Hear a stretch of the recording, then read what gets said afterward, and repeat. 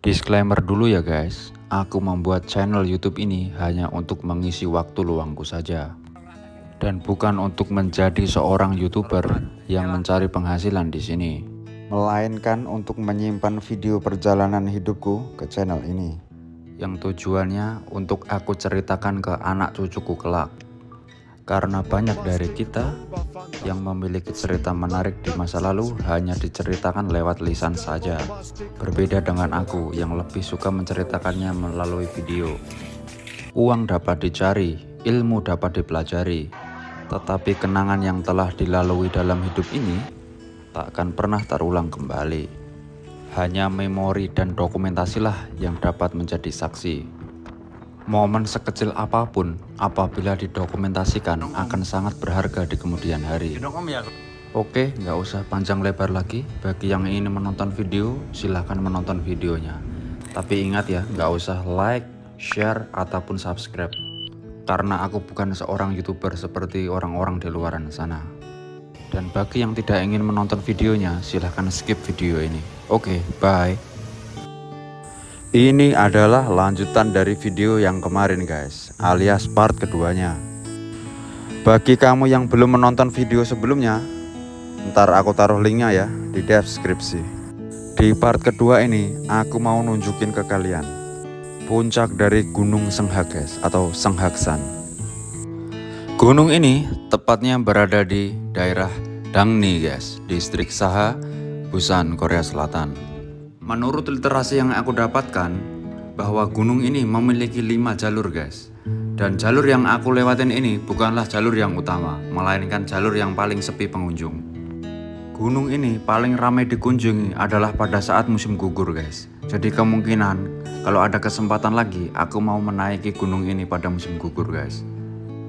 Oke, nggak usah panjang lebar guys, karena intronya sudah kepanjangan ini guys. Jadi langsung saja ya, kalau yang pengen nonton silahkan menonton. Rehat sejenak guys, menikmati semilirnya angin dan pemandangan di belakang saya ini. Sekarang waktu sudah jam 9 pagi, mataharinya udah mulai terik. Nafasku juga udah mulai ngos-ngosan nih, karena udah lama ya nggak naik gunung, sekitar 6 bulanan. Oke, lanjut aja yuk. Guys, ketemu kucing lucu banget. Pus. Kabur dia guys. Nih, akhirnya sampai puncak juga guys. Tapi di sini medannya berbatu. Anginnya pun di sini cukup sepoi-sepoi ya. Itu terlihat Senghak 497 mdpl.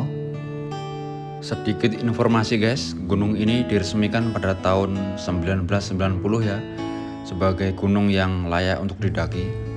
Karena pada zaman dahulu biasanya gunung itu masih berupa alas belantara guys.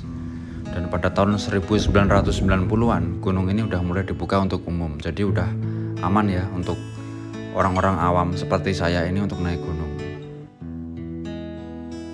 Jadi hari ini langitnya cukup cerah ya guys ya.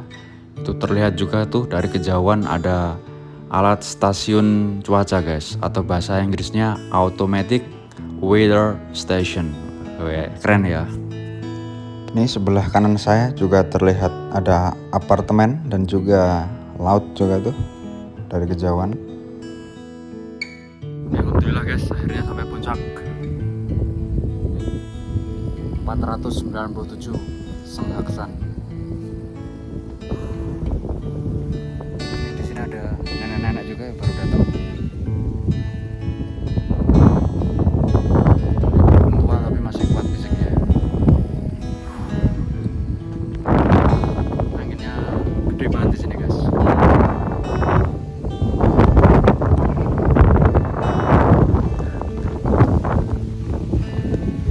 Cuacanya semakin terik, jadi kemungkinan saya mau turun guys. Muka saya kebakar guys. Ada juga nih, tapi tulisannya Cina ya, saya nggak tahu. Grup anjing.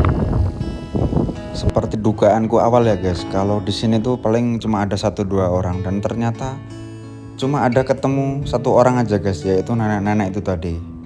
Dia bilang sama aku, katanya aku tuh salah kostum. Harusnya tuh kalau naik gunung pakai baju lengan panjang biar nggak kepanasan. ataupun bawa topi lah minimal. Kan aku nggak pakai guys, otomatis kepanasan karena ini parasnya terik banget. Nih saking panasnya aku berteduh di monumen puncak gunungnya guys, di batu ini. Ini kan batunya kan lumayan tinggi ya, jadi cukuplah buat berteduh dari terpaan angin dan juga sengatan sinar ultraviolet. Wah susah banget ngomongnya ini karena apa ya, karena nggak biasa ngomong sih ya. Jadi kita mau turun guys, dan di sana tadi kan ada tiga puncak ya. Yang puncak yang pertama yang bertuliskan 1990 itu adalah puncak yang pertama.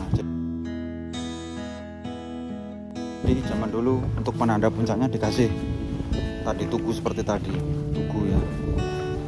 Dan yang tugu yang baru yang besar tadi, yang lebih modern. Ini jalan kananku di depan ini sangat bagus guys.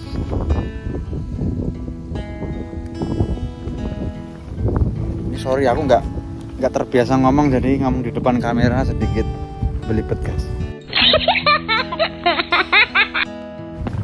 Ini wajahku udah mulai kebakar ini. Oh my god. Karena panas banget. Bener-bener panas guys. Ini sudah jam 9:30, jadi wajar ya semakin panas. Ini semakin siang nanti akan tambah panas guys. Jadi sepertinya saya nanti tidur guys. Saya pengen tidur di bawah pohon guys. Aha. Oh my god. Biar seperti Tarzan.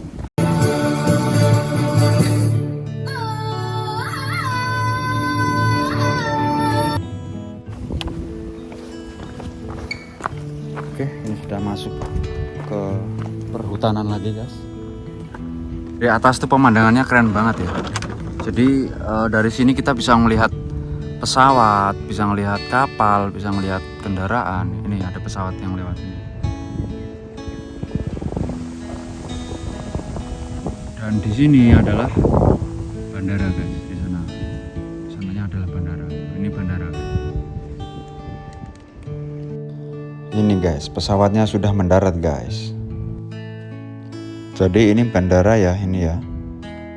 Ini kita makan telur dulu ya guys. Kita beli di Siu tadi. Siu adalah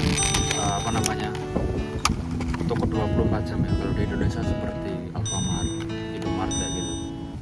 Ini telurnya ini udah matang. Sampahnya kan nanti kita buang di bawah ya. Nggak boleh dibuang sembarangan. Jadi telur dua ini harganya tadi 2000-an, atau dirupiahkan sekitar 22.000 rupiah. Ini kalau cangkang telur dibuang nggak apa-apa ya, karena ini kan organik. Kalau plastik sampah harus dibawa turun. Kita harus menjaga alam guys.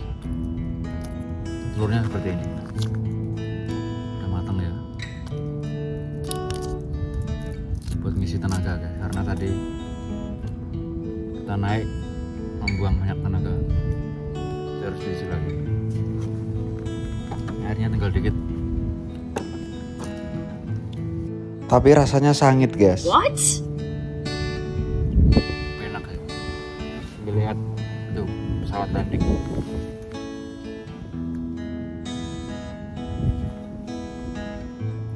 Anginnya enak di sini, sepoi-sepoi. Dan kayaknya aku nggak jadi ke gunung yang sebelahnya. Mau tidur guys, nyantuk. Soalnya tadi malam begadang ya. Jadi ya ngantuk banget. Oh ya udah guys, itu aja. Terima kasih sudah menonton. Saya ingatkan lagi, saya bikin video ini bukan untuk menjadi seorang YouTuber, tapi hanya untuk mendokumentasikan perjalanan hidup. Oke? Sekarang sudah jam 10.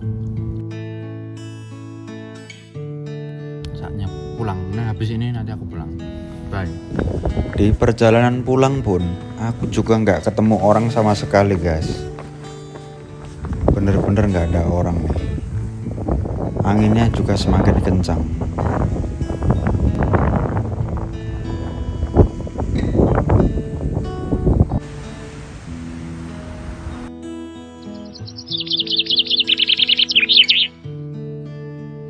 Ini nggak boleh dicontoh ya guys. Aku pulangnya mencari jalan pintas agar cepat sampai ke perkotaan. Karena aku sudah ngantuk guys. Ini jalannya benar-benar sepi, nggak ada orang. Depan, belakang, kanan, kiri nggak ada orang. Di sini juga ada pohon tumbang di tengah jalan. Ini kalau malam aku kira di sini sangat horor guys. Terus di sini juga tidak ada penanda arahnya, juga tidak ada di sini.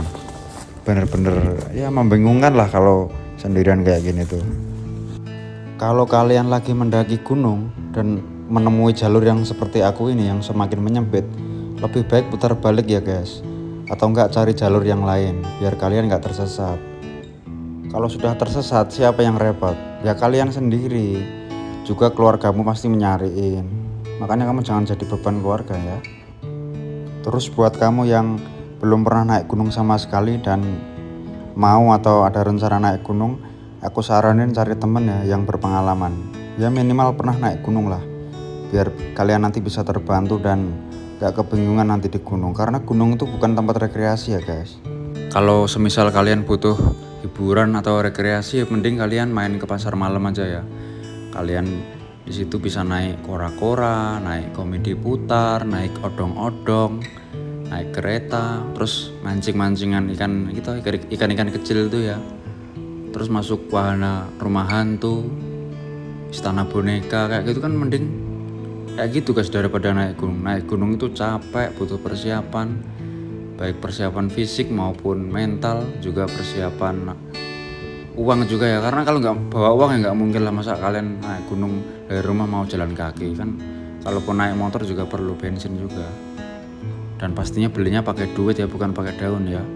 Kan pasti kalian pernah denger tuh ya tragedi-tragedi naik gunung yang sampai amit-amit tewas atau ada kecelakaan di gunung itu kan kebanyakan pemula guys. Dan juga mereka itu tanpa persiapan naik gunung. Mereka tuh cuma ikut-ikutan demi kebutuhan sosmed yang pengikutnya nggak seberapa itu.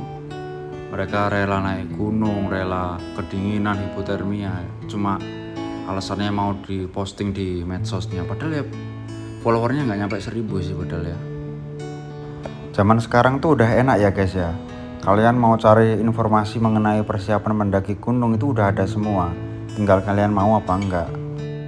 Dan di zaman yang serba digital kayak gini harusnya kalian nggak kesusahan lah nyari-nyari kayak gitu. Sekarang tuh udah ya enak banget lah. Mau kalian mau beli makanan, minuman, tinggal pesen lewat HP. Mau shopping juga bisa pesan lewat HP. Bahkan kalian nggak punya duit mau utang pun loh, bisa cuma modal HP. Sekarang tuh nggak ada yang nggak bisa ya kalau kita tuh ada niat. Bukan berarti aku menyuruh kalian untuk utang pinjol ya. Aku nggak nyaranin deh. Sekedar informasi ya guys, gunung di Korea itu kebanyakan ada pos penjaga hutan guys. Seperti ini, warna ini biru apa hijau ini. Pokoknya itulah yang itu tadi, sebelah kiri saya itu tadi. Itu adalah ruangan pos penjaga hutan. Jadi kalau semisal ada kebakaran hutan atau ada apa-apa itu mereka nanti langsung lapor ke pusat guys. Jadi nanti bantuan datang. Kalau kebakaran ya otomatis pemadam pemadam kebakaran juga datang. Intinya tuh di sini sigap ya. Kalian tinggal telepon, bantuan langsung datang, nggak nyampe 10 menit. Jadi nggak kayak di negara yang katanya ini menyinggung pemerintah lagi ya, yang katanya Konoha itu ibaratnya ada pemadam kebakaran itu ya, kita telepon 2 jam baru datang, 1 jam baru datang, ya kan keburu hangus guys, gunungnya keburu kebakaran semua. Kalau di sini langsung datang satset pokoknya. Itu jalan rayanya udah kelihatan ya, ini menandakan kita udah mau keluar hutan. Ini ada tulisan kuning ini bertuliskan pemerintahan Sasang. Jadi kita udah turun beda ini guys, beda kecamatan guys. Tadi kita berangkatnya lewat kampus yaitu daerah Dangni, sekarang udah daerah Sasang. Ini udah beda wilayah ya. Ini di sini juga ada alat pembersih badan guys. Ini kompresor ya. Tujuannya untuk membersihkan kita dari debu-debu habis hiking. Caranya seperti itu tadi ya, dipencet baru ini caranya seperti ini, disemprot-semprot biar bersih. Jadi Jadi semisal kalau kita nanti naik kendaraan umum, biar kendaraan umum itu tidak kotor guys oleh tanah yang kita bawa dari gunung. Ini kameranya juga sedikit blur ya, karena biar variasi aja seperti hidup kita, kadang ya blur, kadang ya jernih, kadang baik, kadang buruk. Seperti itulah kehidupan di dunia ini guys, ada yang hitam dan ada yang putih. Oke, segitu saja ya. Terima kasih sudah menonton. Semoga kalian sehat selalu, ditambahkan rezekinya, dan tetap semangat. Bye.